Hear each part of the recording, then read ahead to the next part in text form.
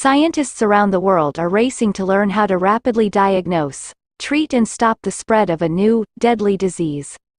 SARS, severe acute respiratory syndrome, was detected for the first time in February 2003 in Hanoi, and since then has infected more than 1,600 people in 15 countries, killing 63.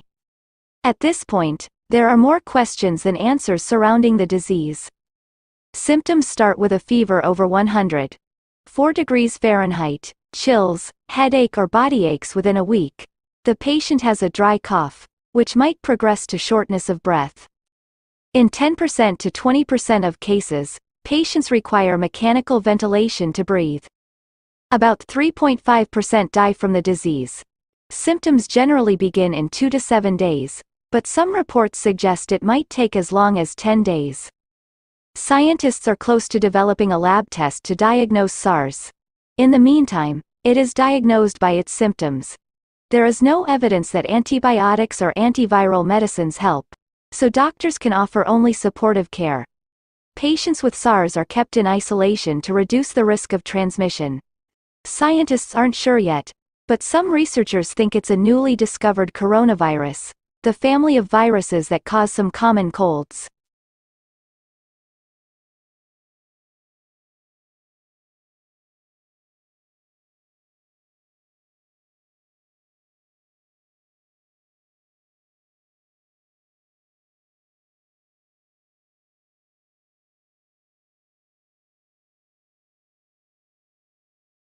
One of the most important things to remember is that classic does not necessarily translate to favorite or best-selling.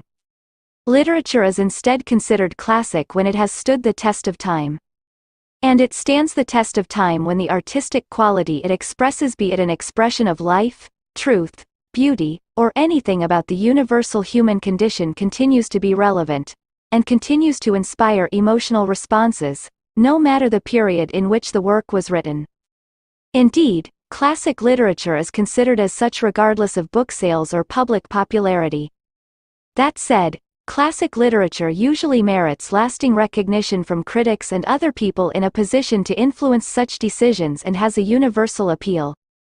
And, while effective use of language as well as technical excellence is a must, not everything that is well written or is characterized by technical achievement or critical acclaim will automatically be considered a classic. Conversely, works that have not been acknowledged or received positively by the writer's contemporaries or critics can still be considered as classics.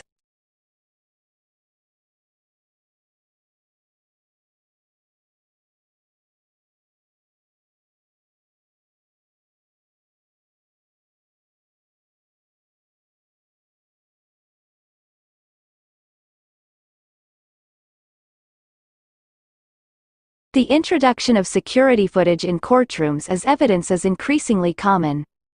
With the number of closed-circuit television (CCTV) cameras rising, the likelihood of images deemed relevant for criminal proceedings being recorded also increases. However, while CCTV footage may arguably have assisted in achieving convictions in some high-profile cases, can it assist in the overall reduction of violence against women? A well-known example in Australia of CCTV helping solve a crime is the footage pulled from a shop on Sydney Road the night Jill Marr was raped and murdered by Adrian Bailey. This footage was mentioned in his sentencing in 2013. In the same year, Simon Gittany was found guilty of the murder of his partner Lisa Harnham. CCTV footage, taken from his own security cameras, was again interpreted as key evidence. Beyond the courtroom, news media reports of crime are saturated with the use of CCTV footage. In both contexts, it is often seen to be decisive, an authoritative and objective witness that can tell us what really happened.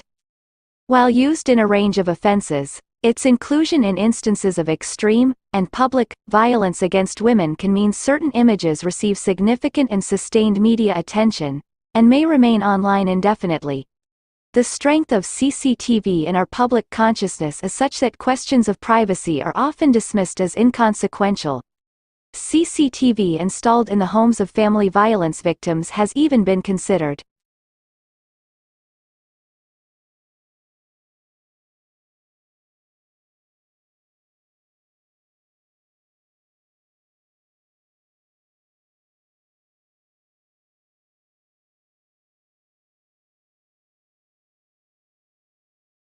Leadership is all about being granted permission by others to lead their thinking. It is a bestowed moral authority that gives the right to organize and direct the efforts of others. But moral authority does not come from simply managing people effectively or communicating better or being able to motivate. It comes from many sources, including being authentic and genuine, having integrity, and showing a real and deep understanding of the business in question. All these factors build confidence. Leaders lose moral authority for 3 reasons. They behave unethically. They become plagued by self-doubt and lose their conviction. Or they are blinded by power, lose self-awareness and thus lose connection with those they lead as the context around them changes. Having said all this, it has to be assumed that if someone becomes a leader, at some point they understood the difference between right and wrong. It is up to them to abide by a moral code and up to us to ensure that the moment we suspect they do not, we fire them or vote them out.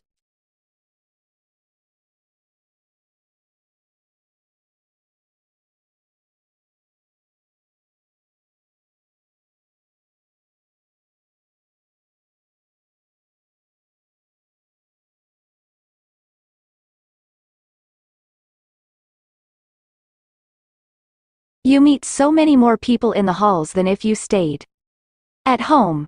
The main points about living away from home are: no parents. You don't have to tell them where you're going, who you're going with, what time you'll be coming, why you're going, etc. etc. You learn various social skills. You have to get along with your roommates. Living with them can present special, sometimes intense, problems. Negotiating respect of personal property, personal space, sleep, and relaxation needs can be a complex task. The complexity increases when roommates are of different backgrounds with very different values. It is unrealistic to expect that roommates will be best friends. Meaningful, new relationships should not be expected to develop overnight. It took a great deal of time to develop intimacy in high school friendships. The same will be true of intimacy in university friendships. You have a phone. So if you ever get homesick or miss your mummy, then she's always at the end of a phone line for you. And so are your friends. Sources of things that you rely on, facilitates adjustments to new environments.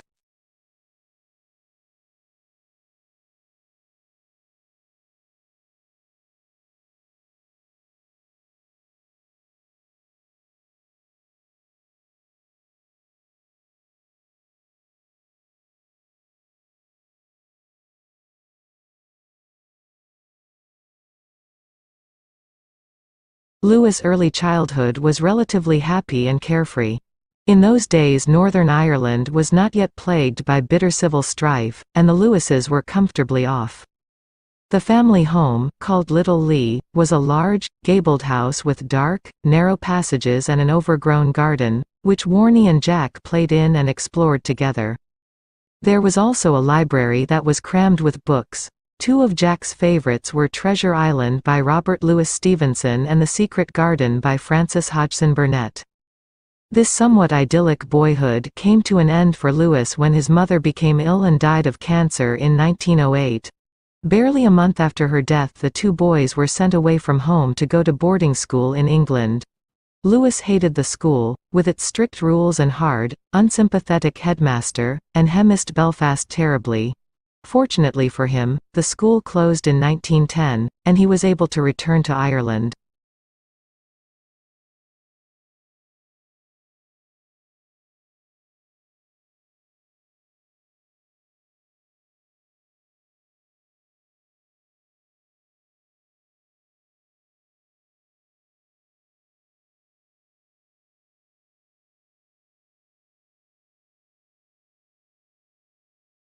In a sequence of bestsellers including The Language Instinct and How the Mind Works, Pinker has argued that swathes of our mental, social and emotional lives may have originated as evolutionary adaptations well suited to the lives our ancestors eked out on the Pleistocene savanna. Sometimes it seems as if nothing is immune from being explained this way. Road rage, adultery, marriage, altruism, our tendency to reward senior executives with corner offices on the top floor, and the small number of women who become mechanical engineers all may have their roots in natural selection, Pinker claims. The controversial implications are obvious that men and women might differ in their inborn abilities at performing certain tasks, for example, or that parenting may have little influence on personality.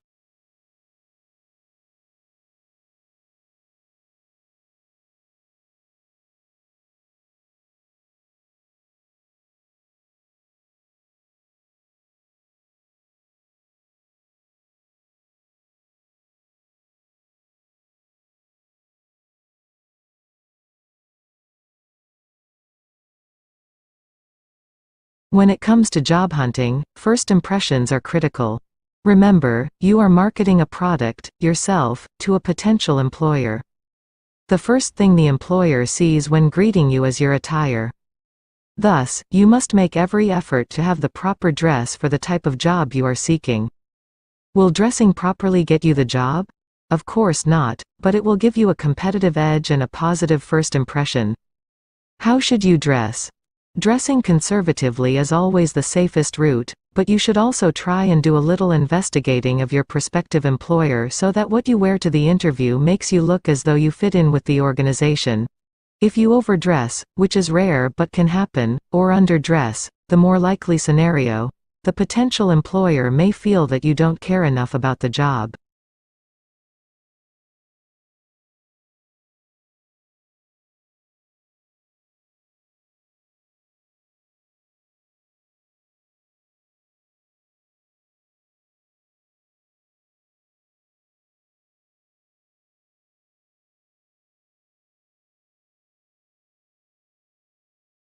When I enrolled in my master's course at Oxford last year, I had come straight from medical school with the decision to leave clinical science for good. Thinking back, I realize that I didn't put very much weight on this decision at the time. But today, I more clearly understand the consequences of leaving my original profession. When I meet old friends who are now physicians and surgeons, I sense how our views on medical problems have diverged. They scrutinize the effects of disease and try to eliminate or alleviate them. I try to understand how they come about in the first place. I feel happier working on this side of the problem, although I do occasionally miss clinical work and seeing patients. However, when I think about the rate at which my medical skills and knowledge have dissipated, the years spent reading weighty medical textbooks, the hours spent at the bedside, I sometimes wonder if these years were partly a waste of time now that I am pursuing a research career.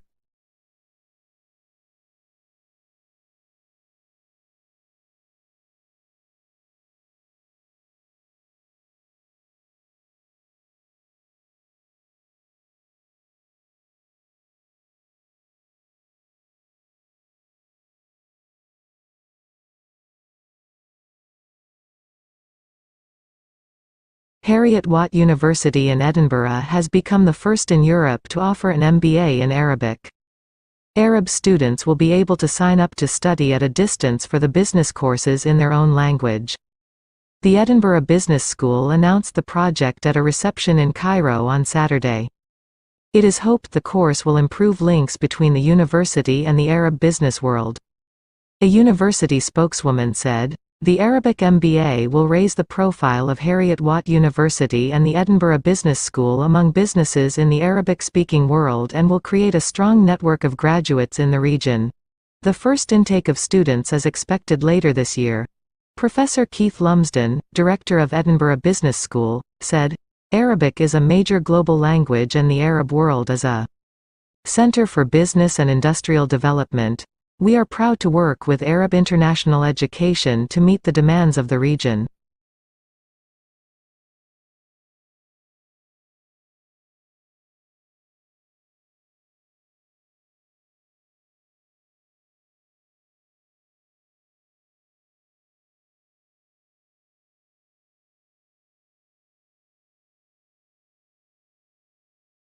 Finally sleeping in their own beds while recording, the band assembled the album over the course of 9 seasons.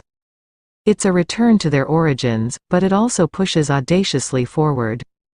The aesthetic varies wildly and wonderfully from track to track, each song having its own hermetic seal but somehow still melding cohesively as a body of work.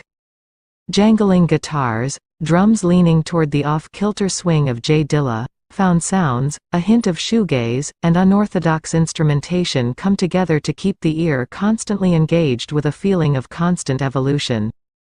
They found an antique Wiro next to a broken VCR and recorded both. They made an empty fridge sound like a timpani drum. They recorded gossip on a city bus.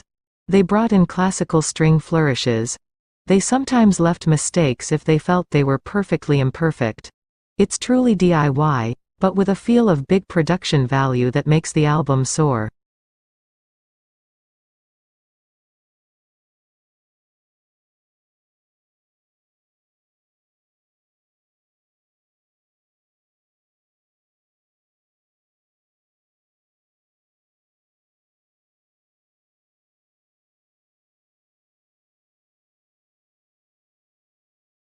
Impressionism was an art movement of the 19th century, which began as a private association of Paris-based artists who exhibited publicly in 1874. It is characterized by a concern with depicting the visual impression of the moment, especially in terms of the shifting effect of light and color. The term Impressionism originated from art critic Louis Leroy, who commented Monet's painting, Impression, Soleil Levant. Leroy said that it indeed was just an impression and that the work could not be considered finished. The Impressionists adopted this term and decided to use it for their own benefit. Early Impressionist painters were radicals in their time, breaking many of the rules of picture making that had been set by earlier generations.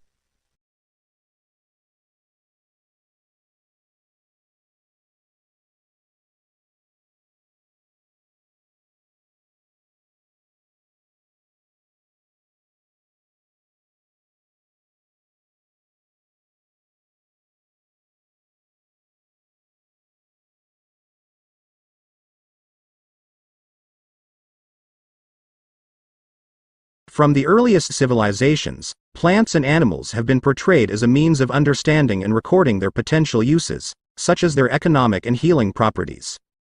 From the first illustrated catalogue of medicinal plants, De Materia Medica by Dioscorides, in the 1st century, through to the late 14th century, the illustration of plants and animals changed very little. Woodcuts in instructional manuals and herbals were often repeatedly copied over the centuries, resulting in a loss of definition and accuracy so that they became little more than stylized decoration. With the growing popularity of copperplate engravings, the traditional use of woodcuts declined and the representation of plants and animals became more accurate.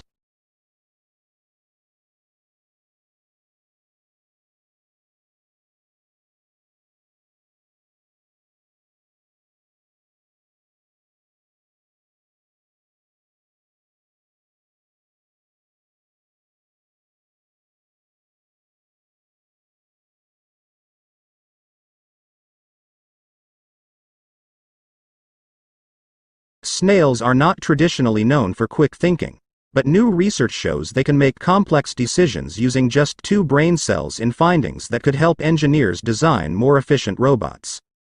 Scientists at the University of Sussex attached electrodes to the heads of freshwater snails as they searched for lettuce. They found that just 1 cell was used by the mollusk to tell if it was hungry or not, while another let it know when food was present. Food searching is an example of goal-directed behavior, during which an animal must integrate information about both its external environment and internal state while using as little energy as possible. Lead researcher Professor George Kamines said, "This will eventually help us design the brains of robots based on the principle of using the fewest possible components necessary to perform complex tasks."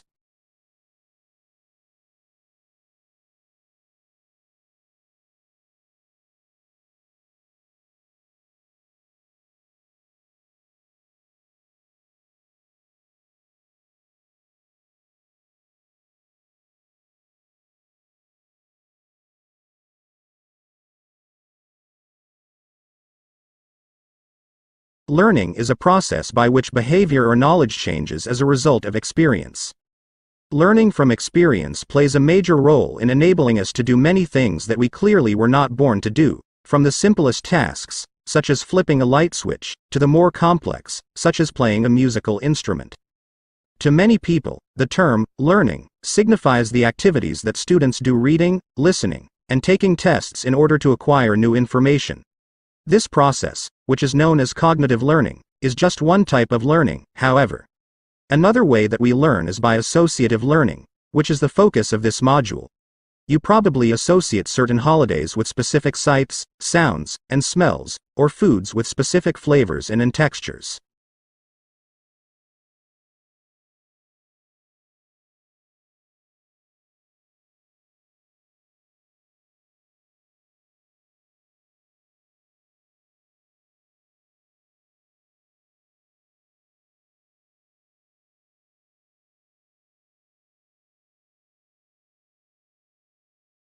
Sociology is, in very basic terms, the study of human societies. In this respect, it is usually classed as one of the social sciences, along with subjects like psychology, and was established as a subject in the late 18th century, through the work of people like the French writer Auguste Comte. However, the subject has only really gained acceptance as an academic subject in the 20th century through the work of writers such as Emile Durkheim, Max Weber and Talcott Parsons, names that will be visited throughout this course.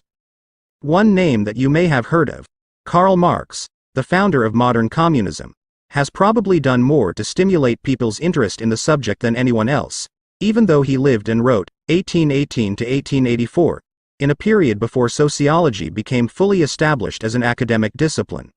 Sociology, therefore, has a reasonably long history of development.